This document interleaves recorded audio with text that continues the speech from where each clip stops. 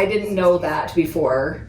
I don't think it's come up before that you wouldn't let the doctor tell you what you weighed. But you know, that's a perfect example of how when we don't like the truth, we will just ignore it. Okay? Like I throw that word around so often in all these podcasts, but the reality is like the truth is really hard. And most people think that they're telling themselves the truth or accepting the truth, because that's kind of the thing now, like, oh, we'll just live in the truth, right? But people are saying it very flippantly and don't really understand what it means. And that's a perfect example of how someone's like, I don't want to know how much I weigh, and so I'm just gonna completely just shut it out as if it's not real.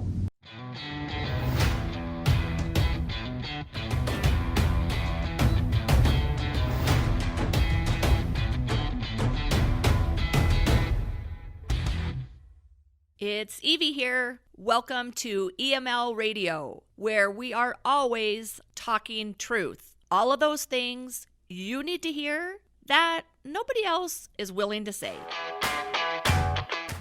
Thanks for joining me. Thanks for having me. Yeah, I'm super excited. We've had this conversation before. Right. But now that I actually have a formal podcast and stuff, I was excited for you to come on and share your story.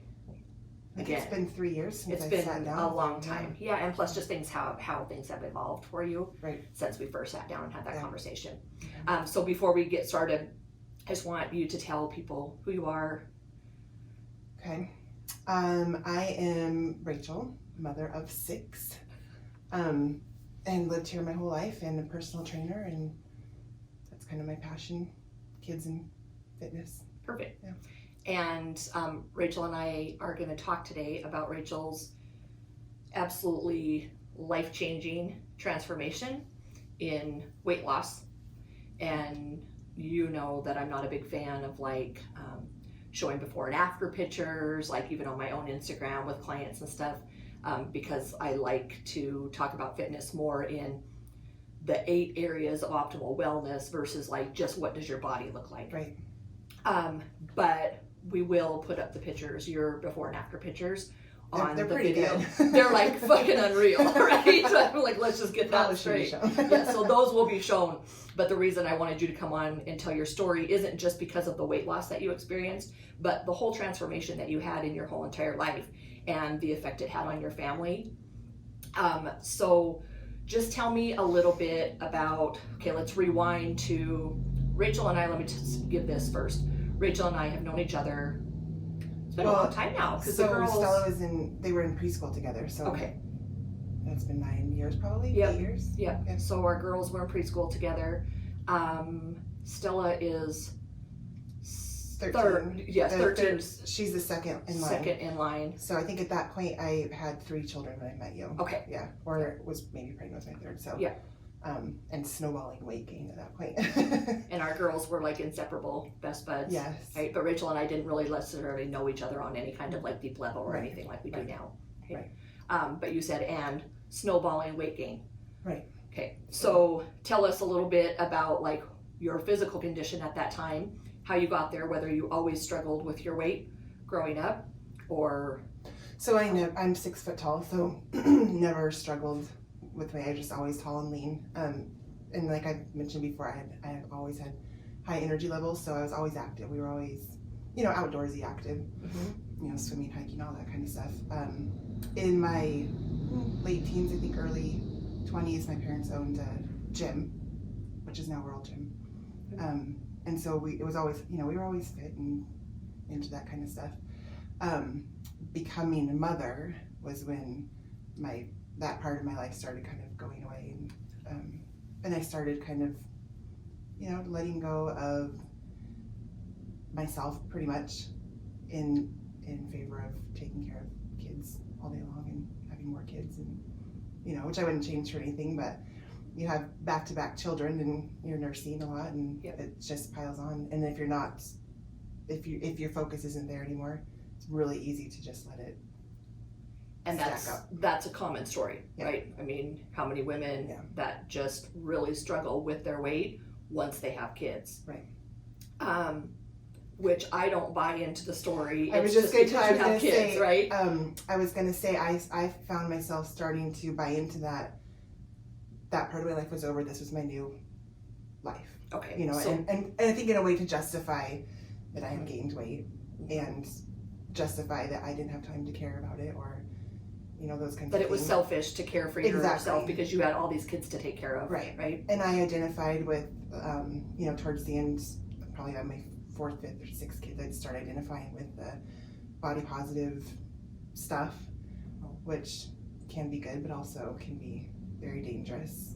And I want to dig into that word. That's on my list of stuff that I want to talk to you about, because the whole self-love, right, and what it really means to self-love, and we'll talk about that in a few. I just want to give everybody a little bit of a background on when you had Ava, first child, and then the sequencing between the kids, so that people can really get a picture of what your everyday life was like with having 6 kids in a short number of years. So I actually had them, Ava, but when I had Brady, Ava was 12. So I had 6 kids in 12 years. So, and like, I want people to let that sink in. yeah, right? So my like, first, and I'll explain it this way, my first 3 had decent spacing between them. I had 3 years between my first 2, almost 3 years between the next 2. And then just had them, you know, 2 years, year and a half, that kind of thing. So the first 3 had a little space, and then we just kept going.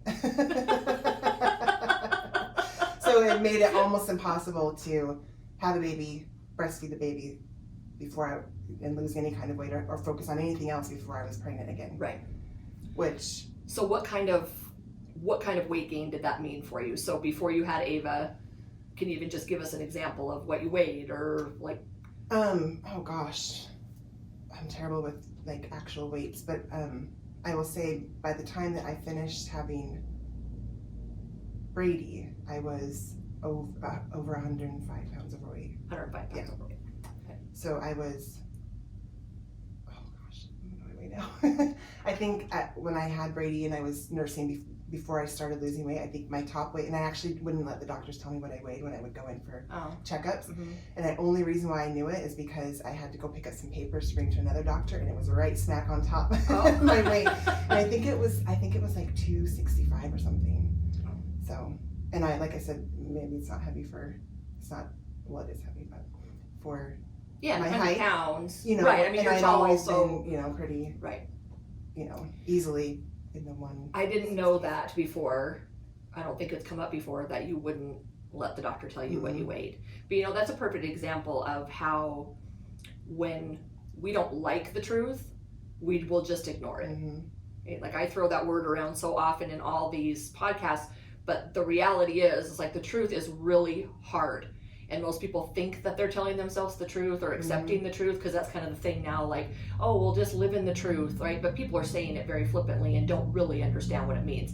And that's a perfect example of how someone's like, I don't want to know how much I weigh, and so I'm just gonna completely just shut it out as if it's not real. I did that. I did, and I was horrified actually when I looked down and saw that it was just right there on top, and I was like, because I think I wanted to always, I kept imagining, well, I'm going to keep going, I'm going to go back to my other weight, you know, and it was an easy thing to just think, well, I'll start Monday or whatever. And you did plenty of the I'll start next week. Oh, Eve, I did all of that. I'll start next week. I'm going to do keto, or no, what was it back then was Atkins. Atkins, yeah. I'm going to, Weight Watchers. I mean, I was very much onto those different programs. And you just went from one to the other. Other. And I would stay good for a couple of days, and then, because there was nothing, I wasn't doing anything. I was just not eating. You know, I mean, right, there was nothing that was connecting to why I was doing it, other than I just thought I need to lose weight. You know. So tell me, I know what it is, but I want you to share with everybody else. Like, I call it, there's like a point in someone's life, whether it's like struggling with alcohol or completely miserable in their, you know, have a toxic relationship or marriage, hate their job, are extremely overweight. Something happens inside your mind that is like flipping a switch. And until someone flips that switch, all of the other stuff ultimately isn't going to work in the long term. Like as a coach for years and years, I almost would question myself if I was being cynical towards people, like because I could sit with someone and go, this person would tell me over and over and over again, like, well, we're going to Maui for spring break and I'm really dedicated to losing some weight. And as soon as I heard that, in my head, I was like, this isn't going to happen. It's not going to happen for you, right? And now I realize that that actually was just an innate sense and knowledge I gained from working with a lot of people. It wasn't cynical. It was a matter of, until people flip that switch, you just knew. It's not going to happen, Right. Because it's not connected to something deeper within you. Right. And that's what I meant by the start Monday type thing, is I was always, by summertime I'm going to lose 50 pounds. As if summer was going to be like something magical. Yes, exactly. You're like, I've been in a swimming suit and not looked good before, so like, what's going to change this year? The funny part is that summertime was when I started, or when I had my aha moment was. So what was it? So walk us through that. It was, we had gone out to my, with my fourth daughter's third birthday or second birthday, out at my parents' house on the water, and there was family there and that kind of stuff, and my aunt had taken a bunch of pictures of us, and I was on the ground with the kids and opening presents and that kind of stuff, and I didn't really know that she was taking pictures, or if I did, I would have probably stepped out of them. But anyway, she unknowingly posted them to Facebook the next day, not knowing that I was gonna open them up. And the next morning, she had posted them to Facebook. I opened it up, and it was the first thing I saw was these pictures, probably 8 pictures of me with my kids at the birthday party. And the only thing that I could see when I looked at those pictures, it was just different than when I looked at pictures before, and I'd been like, oh, you look so fat, or your stomach, or look at your arms. The only thing I saw when I opened those pictures was like, oh my gosh, that person is not me. It just didn't look like me. It was, I looked really unhappy. And like, knowing you're exactly right. There's like, you don't look like you. It you just don't doesn't look look like like me. I looked joyful. I looked like I was just there. I had, one of the things wasn't even my weight that I noticed. It was that I'd always been someone who kept really good care of myself. Like, I'd always worn makeup. Because you love makeup. Yeah, I love makeup. Pretty I stuff. always, I left the house every day with makeup when I was younger. And these pictures I had, my hair was up in like I just threw it up at the last minute. I had no makeup on, and I let my kids draw on my arms that night, or the night before, because they were just keeping them occupied. Mm-hmm. And I didn't even care. I was just there with my kids drawing on my arms, no makeup. My hair was, a mess, and I just didn't look like me at all. I mean, you couldn't have put a picture of me as a 20-year-old next to that person and said, this is the same person. You could just tell that I had checked out of even taking care of myself at all. And if we really think about that, like, that's why I actually like that picture that will show with, drawing on your arm. That to me is like the epitome of you had just lost who you were, mm-hmm. and you were just something sitting there for your kids, like, enjoyment. That's exactly what it was. Because think about now, like, ladies out there, like, if you're letting your kids draw all over you, you got some shit to figure out. Well, I still am drawing, but now I take it off but before now I go you're in like, here. And I just would have never let myself, if I was really in charge of myself, I would not have left the house looking like that. In an oversized dress, covered up and with not a stitch of makeup, and and I don't think I was even smiling in the pictures. No. Probably. I mean, not that I was living a miserable life, but I certainly wasn't living anything that was giving me any kind of, self-confidence or in like true joy, and right? Joy, it's yeah. joyful to have children, right? But like true joy, like, comes within you, right? And really how joyful is parenting if there's nothing left of you at the end of the night, how joyful can that be? So elaborate on that, because people always throw around you gotta take care of yourself first, right? You see it all over social media all the time, but the reality is 99% of the people posting that shit aren't living it. Right. They're like, oh, like, you gotta take care of me, I gotta take care of me, but they're not taking care of them. And you are a living proof of the difference between what you have to give to your kids, when you really are taking care of yourself first. Yeah. Right? So You kind of could- tell I mean, us, like, back then, what was going on. I wish I would have my husband even written something about that, because the difference between me taking care of myself and taking care of my kids versus just taking care of my husband and kids is night and day. I mean, because I was angry. I mean, I was constantly resentful of what everyone was taking, but I wasn't doing anything about it. Right. I was resentful that my husband, that I was constantly tending to him and not myself, and then he was getting the brunt of my. But you were the one that was choosing not to take But I care was of yourself, yeah, right? I was choosing. I was choosing that. So what do I do? So, the difference between, I mean, not just now I'm like a relaxed parent, or anything. I'm not saying that, but I enjoy them. I mean, because there's a balance between, all right, you've gotten enough today. This is my time, or this is what I'm going to do, or and then teach them that. I have 5 daughters, to teach them that they're going to be every bit as important in their lives as every other person that's going to depend on them at some point. Yeah, because think about that. So many moms of daughters, especially, you're showing your girls how they should respect and take care of themselves when they're adults. Right. So if they're always second and they're resentful that they're always taking care of everybody else, like, that is what they're going to create in their own life. Exactly. Versus someone that has boundaries. And as a mom, if you think about that, this is one thing, as a mom, I've always been able to connect to, is that I have to sometimes be selfish because I want Scarlett to know how much she matters when she's an adult. Right? I would hate to go to her house. It would break my heart to see her walking around waiting on everybody, right? Disheveled, not truly herself, not doing anything she's really passionate about, and basically just kind of serving everybody else. And I'll tell you what, I've never crossed the finish line with my kids there and thought, oh, I shouldn't have done this. I should have spent more time. I shouldn't have, taken that 2 hours to run to train for this race. I've never, and my kids have always come to the finish line so, overjoyed to see me there and that kind of stuff. So Rachel runs a lot of races now.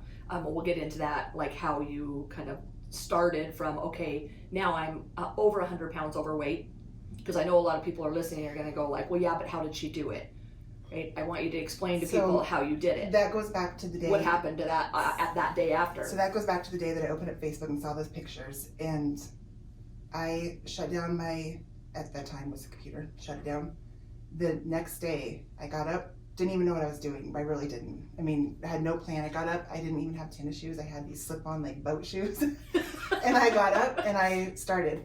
I took everything out of my house in a cardboard box that was junky, and I started that literally the next day, started working out. And I had no plan. I didn't really know what I was doing. Some days I was, walking or trying to run, or, just picking up stuff that I remembered from PE class, years ago, and I just started. And then each day that I did it, I started feeling like that little reward of taking control and doing something, so I would learn more and research more. But did it feel hard?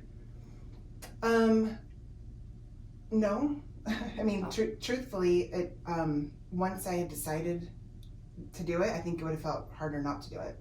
Got You know what I mean? Like, once I decided I'm gonna do this, no, it didn't feel hard. That's that switch that I'm talking about, right? And you cleaning out your pantry, I want people that are listening to really evaluate where they truly are in trying to lose weight or improve their health.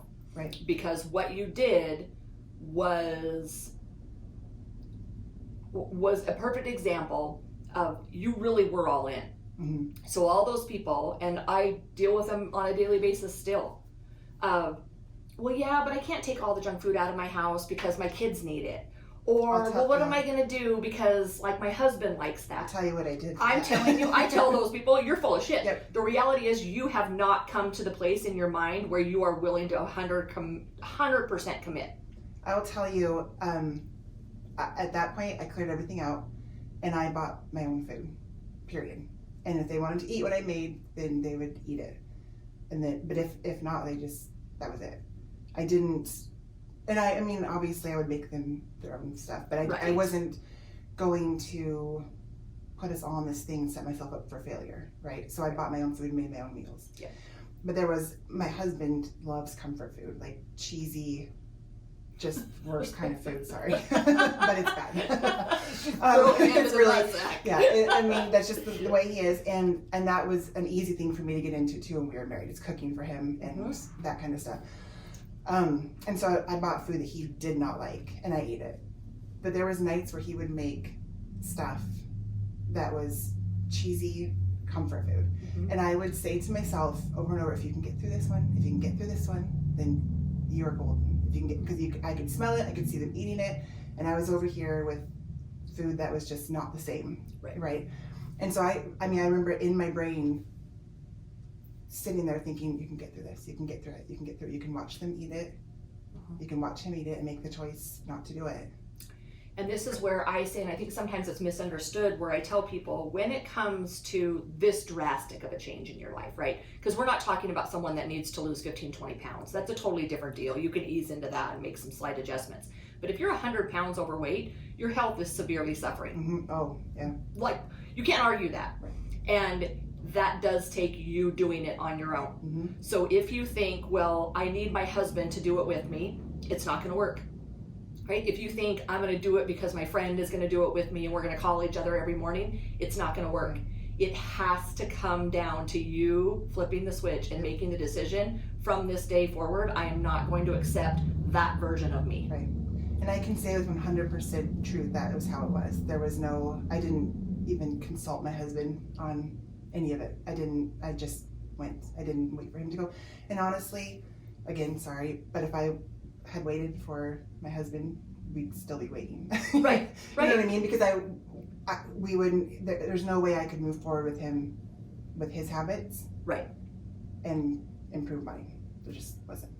And so when we're relying on other people like that, it really, it sounds like a convincing reason, but the reality is, the truth is, it's just another excuse. Right. It's another excuse for you to say, I'll try, but not really commit to doing it. All of those things I had done before, the fasting and the Weight Watchers and Atkins and partnering up with people and that kind of stuff was all, I think, you want to lean, or it's something to lean on, kind of, Yep. So that way it's not you that failed, it's the thing that you were doing that failed. Yeah. It was Weight Watchers that failed, or your friend didn't show up to work out that failed. Yeah. And so it's an easy thing to do.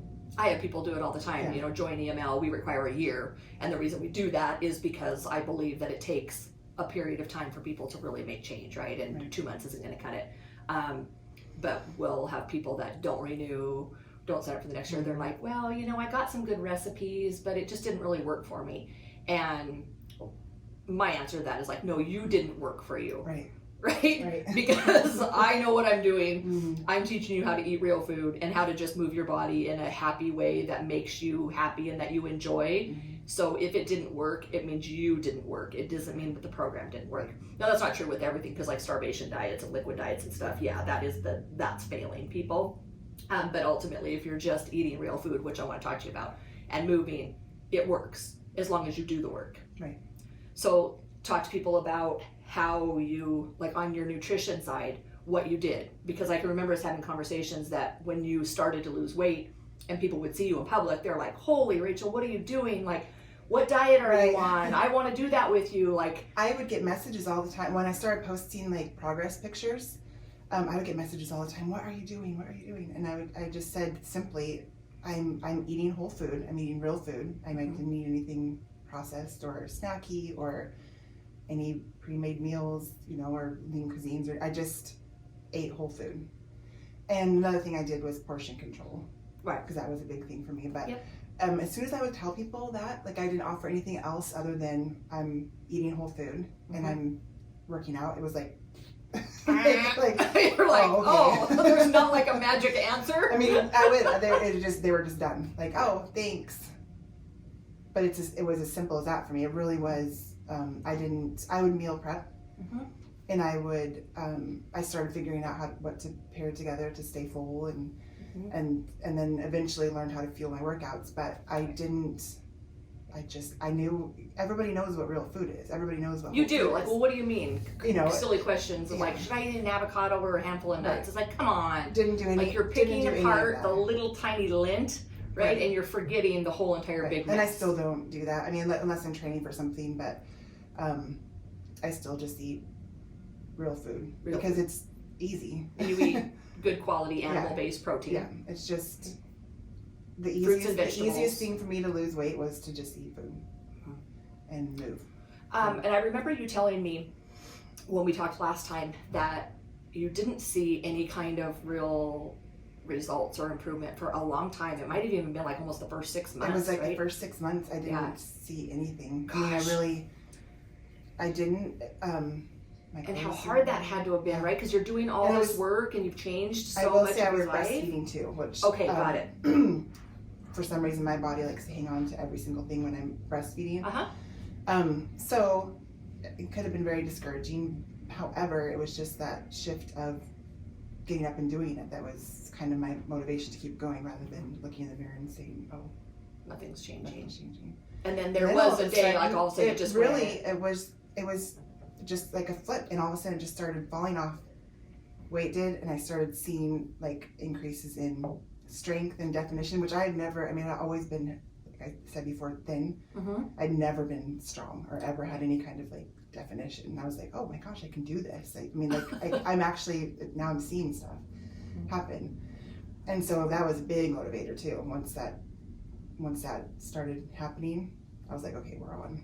This is it. I mean, well, and from the standpoint of like what your body had gone through, I think people sometimes don't fully appreciate what carrying like 100 extra pounds does for you, right? And eating packaged foods, sugar, right? Drinking too much, whatever it is. I don't know if people have a true understanding of the inflammation that's going on in their body. Oh, yeah. I mean, I can vouch for that too.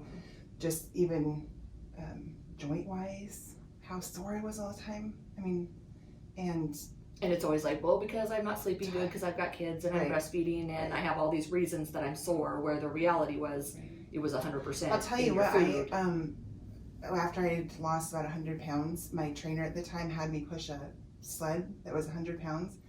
And she's like, imagine you carrying this around with you. Which it was, I was like, oh my gosh, I can't believe I allowed that to, I mean, I could barely push the 100 pounds, let alone carry it around with me everywhere. I mean, no wonder I was grouchy and tired and sore had nothing left to give to your kids at the end of the day. It was just like, so, and I always like people to get this visual of like, you know, if you're carrying 70, even 60, 100, 200 extra pounds, I want you to think about like what your heart looks like inside your body, right? Like visualize internally your organs bearing 100 pounds. It's like a shocker to me to think about having to carry that much extra weight, and people need to realize that the burden that's putting on all of their organs, not just in your joints and everything else, but just simply respirating and your heart, right? Oh, for sure, respirating. That was one of the things that I had such a hard time with when I was overweight, was hearing myself breathe that heavy. You know, like, that sound. So let's talk a little bit about how you started to embrace that body positive movement, and kind of like even your reason behind embracing it, and then what kind of changed in your mind. Well, I actually I'll say I don't think I ever embraced it. I tried to embrace it. I'll say. Got it. Because it made you feel comfortable, right? It did. It made me. When I would read these body positive posts, it would be like, you know, paragraphs long about why we should love our curves, but these people weren't curvy that were posting them. They were overweight. Yeah, and most were obese, right? Yes, that's the reality. If you're 35 to 40% I couldn't body reconcile fat, it with who I knew I was. Really, I mean, I knew that I wasn't an overweight person. I knew that I'd always been health conscious, and I'd always been active, and I'd always like taken a lot of pride in my body. Really, I mean, not you don't get to be 6 feet tall. Not everybody gets to be 6 feet tall, and I'm, I was not. I definitely didn't shy away from flaunting what I had when I had it, and so I couldn't reconcile settling into something that wasn't me. I wasn't curvy. I was overweight. So trying to identify with that too was, I knew it wasn't real. I knew it was, I knew I wasn't just embracing my curves. It was giving myself an excuse to stay. It was giving yourself permission to neglect your body. Right. So I have a hard stance on this. And I think when people may first hear it, they're like, well, that's pretty harsh and you're body shaming people. And I am not body shaming. You know me well as a coach, like as a person myself. I don't promote having to be as skinny as possible. Right. Actually, quite opposite. Right. Like when I was the leanest, I was not healthy, right? I promote health and having a confident, comfortable body, because I don't think I believe that our body houses our spirit. Right? So if our body is not at an optimal level, running at an optimal level, whether that's too thin or overly fat, Right. then your spirit is not soaring, Right. because this houses it. Yeah. Right? Yeah. So when someone wants to say, well, just love the body you're in, that is being confused for just neglect your body. Absolutely. And Right? I That's knew what that it's in my saying. head. It's saying you Yeah. can neglect your body, Right. right? You can be in poor health and somehow that's just a positive Right. thing. That's bullshit. Yeah. It is and not a I, positive and thing. I 100% recognize that in the back of my head. So I could never just quite make that connection to stay there. I would say if I was going to post a body positive post, it would be right now. Because like we had just talked about, I did get very thin. Yeah. I mean, And that's kind of when you had come, like Rachel was, I had nothing to do with Rachel's weight loss or anything else. She was doing all this, and we hadn't seen each other for quite some Right. time. And then Rachel came to me for some more advanced nutrition coaching, Right. because you were running races now and needed something a little more dialed in. and that was thin. You So were thin. I wouldn't have been able to say even then, that I was perfectly healthy, or wouldn't be able to say I was even body positive then. But I would say at this point, as far as being comfortable in the skin that you're in, comfortable in the body you're in, healthy, strong, then I would say that's it. Because now you also have energy to do things with your kids. Right. Like, tell us a little bit about like what your family dynamic looks like now that you have more energy and aren't carrying 100 pounds around, what that has done for your family. Because I see it, like, oh yeah, like your whole family is so active. Yeah, right? we are, and one of the things I'm so grateful for is I tell you what, before I was a shuffler. I shuffled the kids here, shuffled the kids there, couldn't wait to get home and be at home. And I would change into my pajamas, and we're now, it feels very natural to be active, and that's what we do. And that's what most of my kids, my littler kids, don't remember me being not active, so. Which is great, right? Right. You're like, Yeah, thank goodness. But it's just kind of who we are as a family, and it's part of. It's not like I'm like get up every morning and you gotta get your run in. But Right. we're just naturally. I have more energy, so then I take my kids to do stuff, so they have more energy. They're and energy happy and begets healthy. energy, Exactly. right? So even at Which I wish first, everyone would understand. I know. If you put out energy, you're gonna get more energy. Yeah. I try to tell my clients that it's the truth. That people think you're going to be exhausted at the end of your workout or the end of your hike or whatever, and it truly does. It's what keeps me going. That's what keeps my kids going, keeps their heads clear. It keeps us communicating as a family in a healthy way. That And getting even, up, and even my if it's just husband, going for a walk, right. right, is like when you're so dead tired, just going for a walk, right? That will, in and of itself, just generate some energy for you. And my husband, who has been very stubborn that way, he's jumped on board, and we just head out and head up the mountains, and he understands, the benefits of being active, and we're still working on the comfort food situation. He's come a long way. So tell us a little bit about your races, because that's fun for people to see, going from, really just not even taking care of your own body, dedicating 100% of your time and everything else to your kids, to all of a sudden now you're running races. And I like you to tell this, because how you train requires a major time commitment. And you have 6 kids, right? So, okay, explain to us, for all those people that are like, I don't have time. Me. There you go. I mean, My oldest runs track, and I have coached with her track team. Then I run track with her whenever they let me come. We go out for runs together. I involve them in what we're doing because I have to run, or I have to train in order to run the races, right? Right. I can't leave my kids all the time to train. What's better than to put them in, I would put them in strollers and I drop the older kids off at school and we'd head out.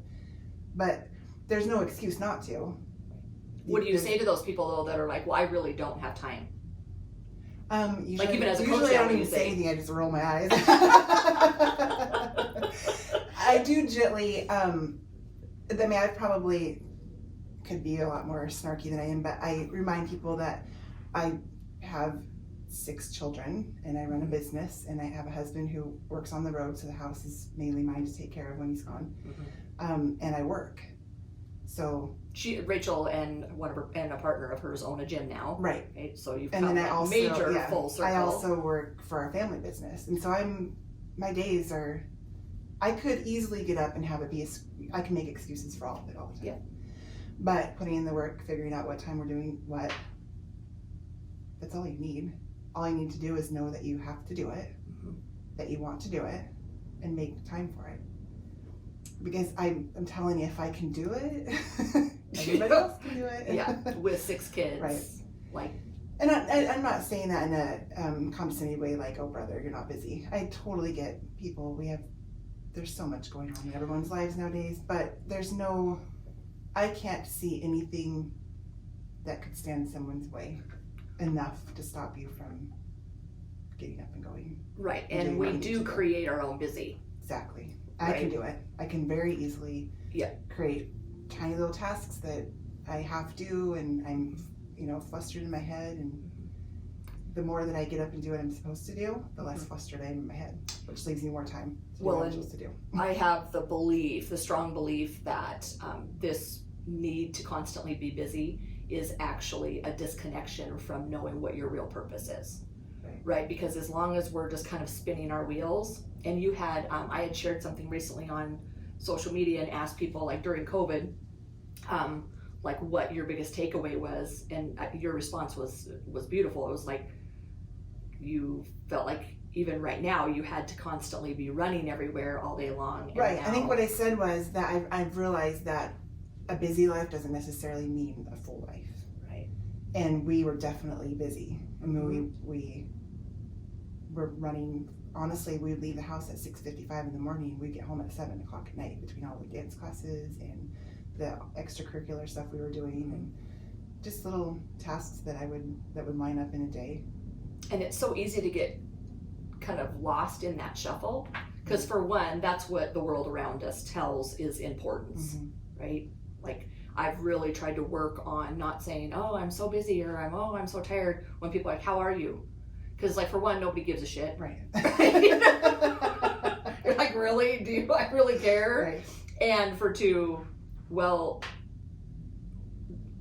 some of us may have more on our plate than others, but we all have things in our life that require our time. Right. It's just a matter of where we put our priorities.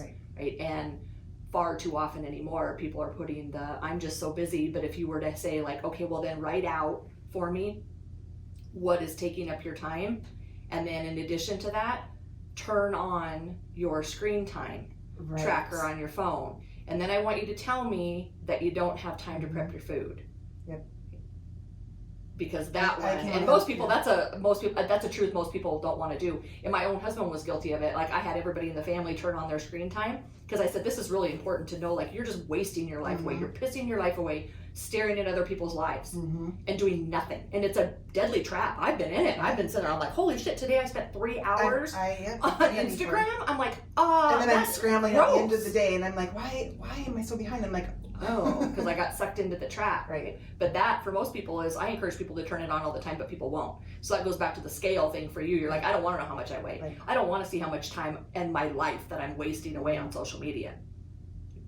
And I point those things out because from your story, you had to let go of all those excuses. You had to let go of, I'm too busy. You had to let go of, well, I'm really busy with my kids. You had to let go of, well, it's selfish to put yourself above your children. You had to let go of all of those things. And you did it Like, and you're still working at it, right? Right. I mean, there's always Doesn't go away. No, I mean, that's always a balance, and I'm going to have to maintain. And there's times where the family does take over, and I'm like, oh, you know, I've had 2 days in a row where I haven't got to do the things I need to do. And then, but I can feel it now. You know, I can feel that I'm a little more anxious or that kind of stuff, and then I just nip it in the bud and say, go back. And then there's also been times where my training's taken over, and I can see it's taken away from my family. So there's always a balance. You know, I'm trying to find a balance, and we all are as people and mothers and that kind of stuff. And it's not always perfect, but it's generally on target. But you're aware of it now. Yeah. Right? Yeah. Because when you're not even aware of it, you don't even recognize that it's happening. Right. So I always like to give people a couple like practical things. So tell us in like practical takeaways for them. If they're listening to this or watching it and they're like, okay, I need to make some changes. How can they start other than just flipping that switch? Because that's something that you or I can talk about all day, Right. but you can't control it for people. No. And unfortunately for most people, it happens after they are diagnosed with a serious illness or disease, or they lose someone they love or get in a car accident. It's something tragic that flips that switch for them. But unfortunately, there's no guarantee that you're going to live through that in order to flip that switch and get a second chance, right? So we can't control that. But if we had to give people like some takeaways of what do you do on a daily basis, right? From the beginning of your day to the end to help moving in the right direction of success. Are you talking as far as weight loss or being... Weight loss in your life, finding more I fulfillment, would more say energy. one of the number one things I tell people all the time to get started is to get started. I hate when people say they have no motivation. I mean, I hear that all the time. People say, I just don't know, where do you get your motivation? I just wish I was motivated. And I'm like, I am not motivated. Most of the time, my motivation comes by knowing I'll be motivated after I do it. Right, the motivation isn't going to come after the action. That's one of my biggest things, and I wish people would listen to me when I tell them that. Please don't fall on the, don't lean on the motivation thing. If you want to do it, you will do it. Yeah.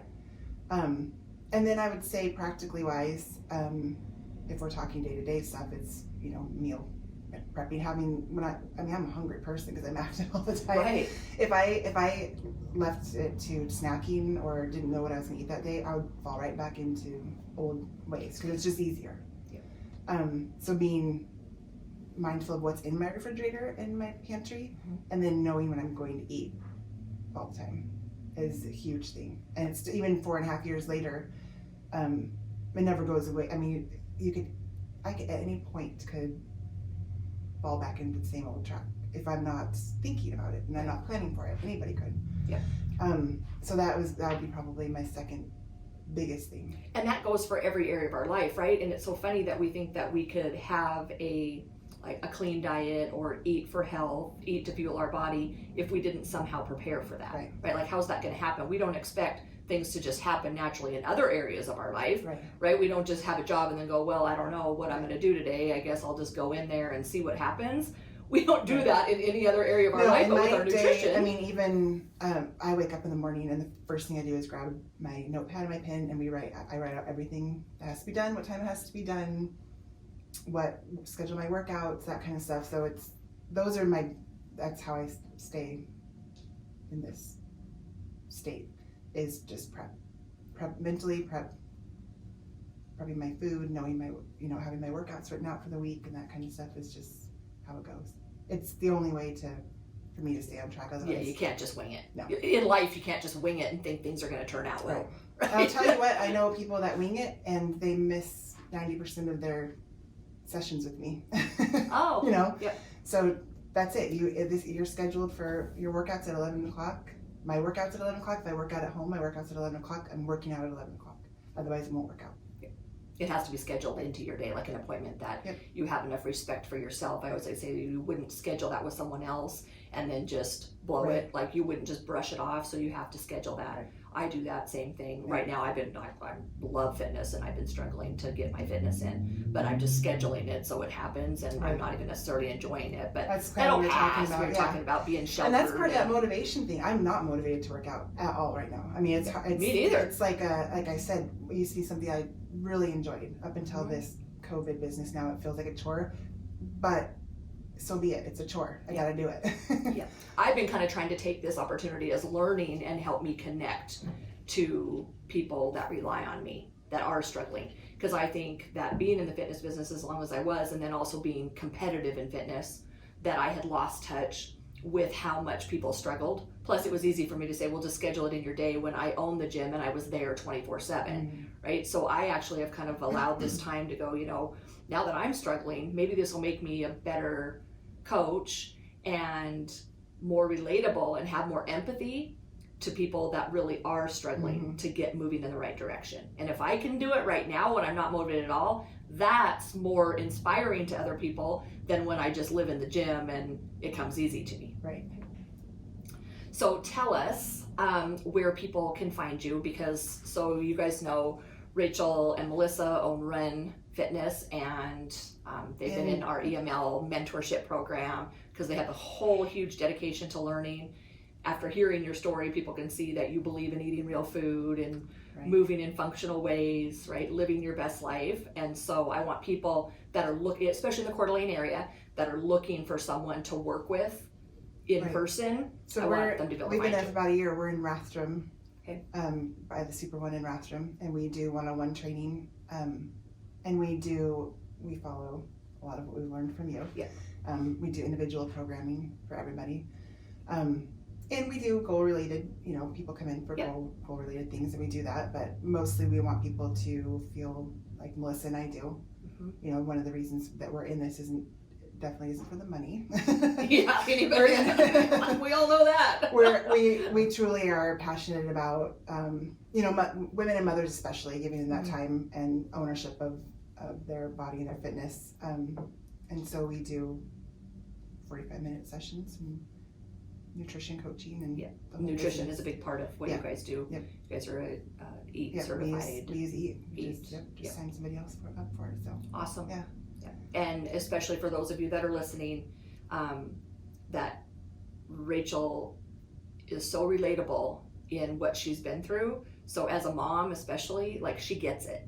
Right? So it's hard to walk into some global gym and you got some big buff dude or some, totally cut 23-year-old that's going to show you how to leg press. You're like, okay, that's not going to last. Right. You and Melissa do the shit that lasts, right? Like, you get the really helping someone through their whole entire life process. Well, yeah, we hope so. That's kind of when we started our studio that's kind of was our mission, was just teaching everybody and giving them the tools they need to go. I mean, I've said before, the best thing I can do is have a client leave us because they're ready, because they know what they need to do, and they feel like they're in control of their fitness, and they know how to move their bodies, and they know how to eat, and so they're ready to go. Yeah.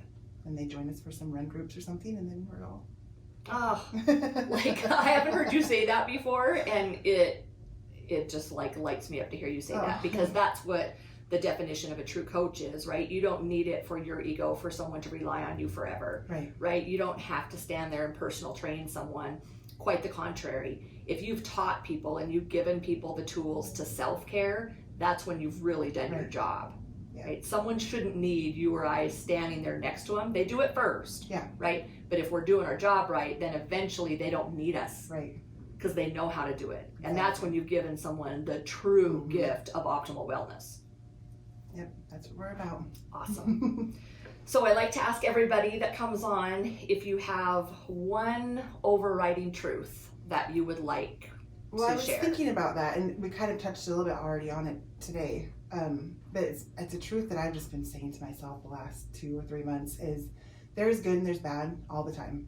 And sometimes there's a lot of bad, and sometimes there's a lot of good, but the best thing that I can do is wake up in the morning and realize I am the steward of my own ship. So every single day I can choose to get up and read the negative news, or I can choose, to wallow in our situation that we're in. But I myself can wake up in the morning and go to bed at night, and I can be in control of my mood. I can be in control of how I react to people.